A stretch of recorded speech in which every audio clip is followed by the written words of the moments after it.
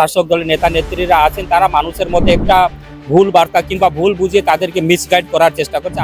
Election commission of ইন্ডিয়ার একটাই বক্তব্য আছে, একটা পরিষ্কার পরিচ্ছন্ন ভোটার লিস্ট তৈরি হবে। মনে করি উনি সুস্থ মস্তিষ্কের মানুষ নয়। এইভাবে অভিযোগ এখানে বোমা আছে, এখানে বন্দুক আছে, এখানে অস্ত্র শস্ত্র আছে, এইভাবে যার কোনো বেস নাই, বেসলেস কোনো অভিযোগ লাগানো উচিত নয়। তারা বিএলওর কাজ করছেন। আমি এইটুকু বলতে পারি যে অযথা আতঙ্কিত হওয়ার কোনো কারণ, আপনার যদি কোনো সমস্যা থাকে তাহলে তো ডিএমরা আছেন, বিডিওরা আছেন, তাদের সাথে একটু সাজেশন নিলে সেখানে তারা সহযোগিতা পেতে পারেন। সিং না থাকলে যদি অনৈতিকভাবে কেউ এসে থাকে তাহলে তো তাদেরকে সেখানে পাঠানোর ব্যবস্থা তো নিশ্চিতভাবে সরকার করবে। বা রাজ্য সরকার যদি ফেন্সিং করতে সহযোগিতা না করে তাহলে কি করে ফেন্সিং হবে? এখানে মানুষকে ভুল বোঝানো হচ্ছে। অযথা আতঙ্কিত হওয়ার কোনো কারণ নেই। ওনার আচরণ, ওনার ব্যবহার, আর যেটা আমি পার্লামেন্টে দেখেছি, একজন সুস্থ মানুষ ওই ধরনের ব্যবহার আচরণ পার্লামেন্টের ভিতরে করতে পারে না। আপনার এলাকায় এসআইআর নিয়ে কতটা মানুষের মধ্যে আতঙ্ক? তার কারণ এখানে যেটা দেখা যাচ্ছে, অনেক মানুষ আত্মঘাতী হয়েছেন ইতিমধ্যে, 8-10 জন। হ্যাঁ, তারপরে বিএলওরাও আত্মঘাতী হচ্ছেন কাজের চাপে। তো আপনাদের ওখানে কি পরিস্থিতি? দেখুন, এমনি তো বিএলও নিয়ে আতঙ্কিত হওয়ার কোনো কারণ নেই। যে সারা দেশব্যাপী অনেকবার এসআইআর হয়েছে। আমাদের রাজ্যেও সর্বশেষ 2002 সালে এসআইআর হয়েছিল।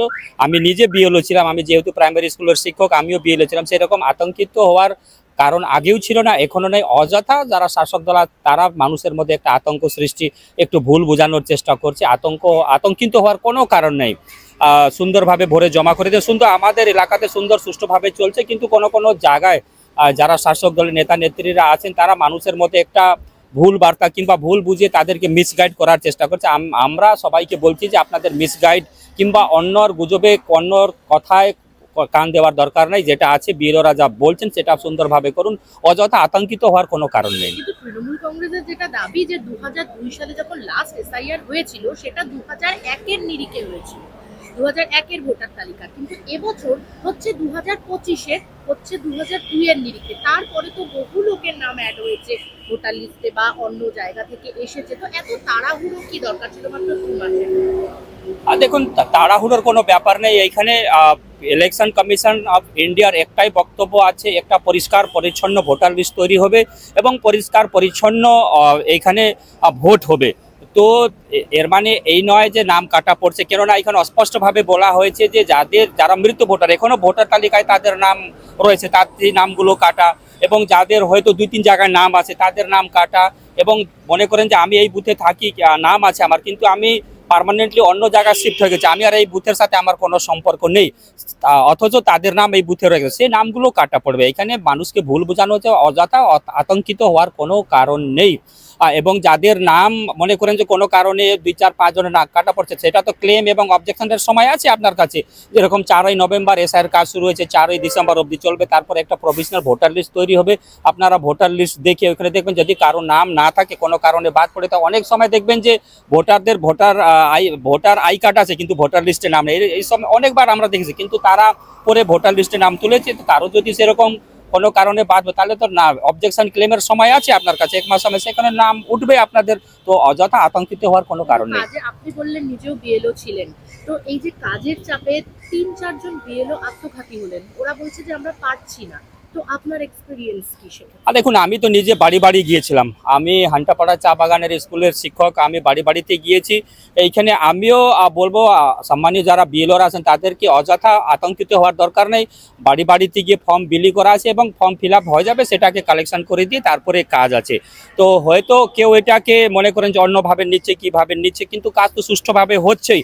অযথা আমি এইটুকু, যারা বিএলওর কাজ করছেন, আমি এইটুকু বলতে পারি যে অযথা আতঙ্কিত হওয়ার কোনো কারণ, আপনার যদি কোনো সমস্যা থাকে তাহলে তো ডিএমরা আছেন, বিডিওরা আছেন, তাদের সাথে একটু সাজেশন নিলে সেখানে তারা সহযোগিতা পেতে পারে। কোনো অসুবিধার কোনো আবহে যেটা দেখা যাচ্ছে, বিভিন্ন স্বরূপনগর, বনগাঁর, তারপরে মেদিনীপুর, বিভিন্ন বর্ডার এলাকা থেকে মানুষ একদম ভিড়িক লেগে গেছে ওপার বাংলায় চলে যাওয়ার এসআইআর আবহে। তো সেক্ষেত্রে এইটা নিয়ে কি বলবেন? কারণ তৃণমূল কংগ্রেস বারবার করে দাবি করছে এত মানুষ এলো কি করে ওপার থেকে। বিএসএফ তো আপনাদের, দেখুন, বিএসএফ এইখানে বাউন্ডারি ওয়াল করা আছে অ্যাসেম্বলিতে, ঠিক আছে।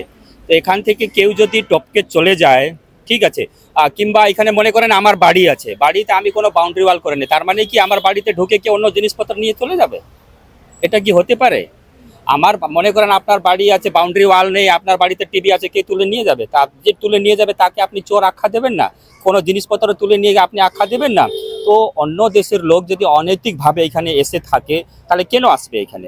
মানে তাহলে কার দোষ? এটা কি অমিত শাহ তো স্বরাষ্ট্রমন্ত্রী, তাহলে উনি কি পারছেন না? তৃণমূল কংগ্রেস এখানে টোটাল 2200 কিলোমিটার আছে, এখনো কিছু এরিয়া আছে সেখানে বাউন্ডারি ওয়াল হয়নি কিংবা ফেন্সিং হয়নি। রাজ্য সরকার, আপনারা জানেন যে ল্যান্ড রাইটস থাকে সেটা রাজ্য সরকারের অধীনে থাকে। এবার রাজ্য সরকারের দায়িত্ব আছে যে যার অধীনে ল্যান্ড আছে সেটাকে অধিগ্রহণ করে দিয়ে কেন্দ্র সরকারকে দিয়ে দেয়, সেখানে বাউন্ডারি ওয়াল কিংবা ফেন্সিং হবে। এবার রাজ্য সরকার যদি ফেন্সিং করতে সহযোগিতা না করে তাহলে কি করে ফেন্সিং হবে? এবার সব জায়গাতে ফেন্সিং সম্ভব না, হয়তো কোথাও নদী আছে, কোথাও বড় পুকুর আছে, কোথাও পাহাড়, এইরকম যদি সিচুয়েশন থাকে তো সব জায়গাতে ফেন্সিং না থাকলে যদি অনৈতিকভাবে কেউ এসে থাকে তাহলে তো তাদেরকে সেখানে পাঠানোর ব্যবস্থা তো নিশ্চিতভাবে সরকার করবে। আচ্ছা, আপনি একজন এমপি এবং আরেকজন এমপি তৃণমূল কংগ্রেসের, যিনি কল্যাণ বন্দ্যোপাধ্যায়, তিনি লাগাতার দেখা যাচ্ছে যে রাজ্যপালের কি কুরুচিকর আক্রমণ করছেন, কি বলবেন? দেখুন, আমি তো আগে শুনতাম, কিন্তু আমি এখন পার্লামেন্টে আছি, ওনার আচরণ, ওনার ব্যবহার যেটা আমি পার্লামেন্টে দেখেছি, একজন মানে সুস্থ মানুষ ওই ধরনের ব্যবহার আচরণ পার্লামেন্টের ভিতরে করতে পারে না। কিন্তু এইখানেও আমরা দেখছি যে উনি যেটা রাজভবন আছে, রাজ্যপাল মহাশয় আছেন, ওনার বিরুদ্ধে মহামহিম রাজ্যপাল আছেন, ওনার বিরুদ্ধে যেভাবে অভিযোগ করছেন আমি মনে করি উনি সুস্থ মানে মস্তিষ্কের মানুষ নয়। এইভাবে অভিযোগ, এখানে বোমা আছে, এখানে বন্দুক আছে, এখানে অস্ত্র শস্ত্র আছে, এইভাবে যার কোনো বেস নাই, বেসলেস কোনো মানে অভিযোগ লাগানো উচিত নয়। তো আইনের মতন ব্যবস্থা, রাজ্যপাল যিনি আছেন, মহামহিম রাজ্যপাল আছেন, উনি আইনি ব্যবস্থা নেবে। এই ধরনের যারা বক্তব্য রাখেন, কোনো বেস থাকে না, তাদের নিশ্চিতভাবে আইনত যেটা করণীয় কাজ সেটা করা উচিত। আরো ভালো ভালো খবর দেখতে সাবস্ক্রাইব করুন বাংলা হান্টের ইউটিউব চ্যানেল। বাংলা হান্টের আরো খবর দেখতে নজর রাখুন। বাংলা খবর মানেই বাংলা হান্ট।